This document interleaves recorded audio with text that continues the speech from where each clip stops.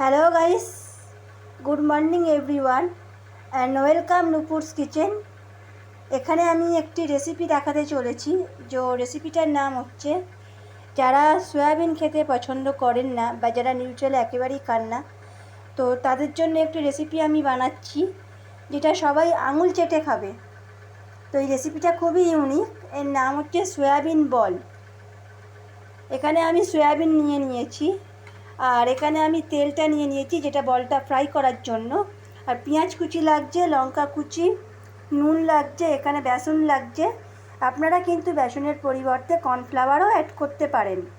এখানে হলুদ লাগছে, ভাজা মশলা, একটু লঙ্কার গুঁড়ো মিশিয়ে নিয়েছি। এখানে লাগছে গরম মশলার গুঁড়ো আর সামান্য 1 চিমটে খাবার সোডা। এখানে আমি একটা অ্যালুমিনিয়ামের বাটি নিয়েছি। এই অ্যালুমিনিয়ামের বাটির মধ্যে দেখতেই পাচ্ছেন সয়াবিনটা গরম করার জন্য পর্যাপ্ত পরিমাণ আমি জল নিয়েছি। এই জলের মধ্যে আমি সামান্য নুন আমি অ্যাড করে দেবো। জলটা খুব বেশি গরম হয়নি, জল ফুটলেই আমি সয়াবিনগুলো দিয়ে দেবো।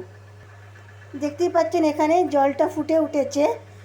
এই যে দেখিয়ে দিচ্ছি আপনাদের, জলটা ফুটে উঠেছে। এবার আমি সয়াবিনগুলো দিয়ে দেবো। সয়াবিনগুলো দিয়ে খুব ভালোভাবে আমি মিশিয়ে নিচ্ছি, আর আমি চাপা দিয়ে দেবো।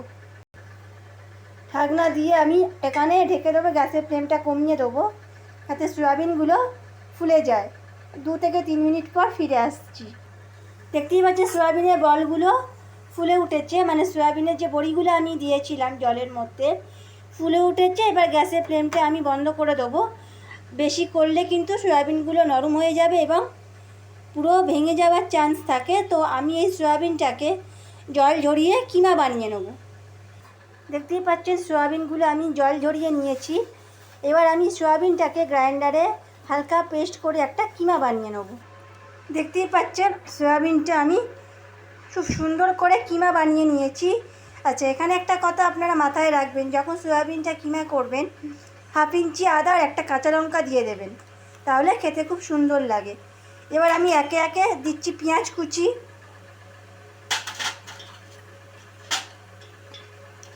দিচ্ছি সামান্য কাঁচা লঙ্কা কুচি, ঝালটা আপনারা বুঝে দেবেন।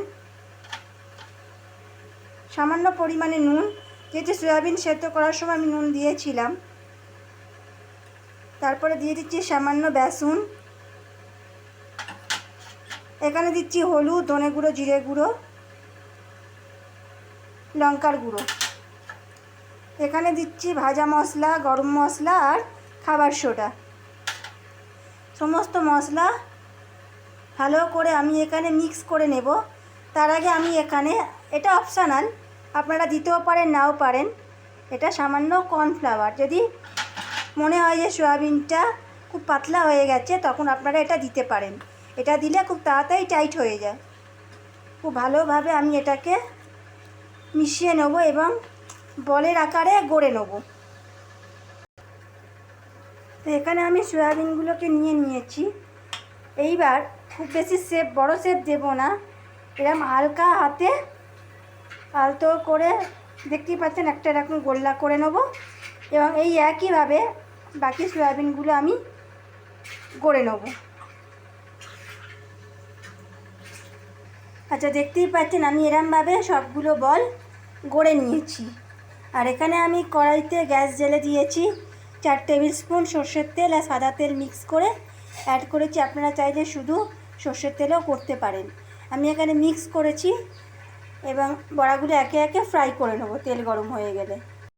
দেখতেই পাচ্ছেন তেল গরম হয়ে গেছে। আমি এখানে একে একে সয়াবিনের বলগুলো ছেড়ে দেবো।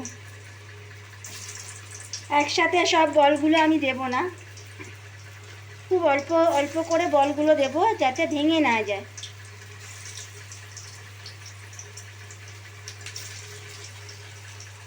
দেখতেই পাচ্ছেন বলগুলো আস্তে আস্তে ব্রাউন হতে শুরু করেছে।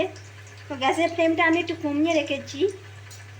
প্রথমে গ্যাসের ফ্লেমটা একটু বাড়িয়ে দেবেন, তারপরে কমিয়ে দেবেন যাতে বড়াগুলো পুড়ে না যায়। দেখতেই পাচ্ছেন কত সুন্দর করে বড়াগুলো ফ্রাই হচ্ছে। এক পিঠটা হয়ে গেলে অপর পিঠটা আমি উল্টে দেবো। দেখতেই পাচ্ছেন সয়াবিনের বলগুলো রেডি হয়ে গেছে। এগুলো আপনারা ইভিনিংয়ে স্ন্যাক্স হিসেবেও খেতে পারেন। এর সাথে অ্যাড করে নেবেন টমেটো কেচাপ বা টমেটো চিলি সস। অনেকে কাসুন্দি দিয়েও খায়, তো আমি যেরমভাবে বানালাম সোয়া বলগুলো আপনারা সেরমভাবেই খাবেন, বাড়ির সকলকে খাওয়াবেন। সন্ধেবেলা বর্ষাকালে স্ন্যাক্স হিসেবে খুব সুন্দর খেতে লাগে। ধন্যবাদ। অবশ্যই কমেন্ট করে জানাবেন খেয়ে কেমন লাগলো, আর চ্যানেলটি সাবস্ক্রাইব করতে ভুলবেন না। ভালো থাকবেন।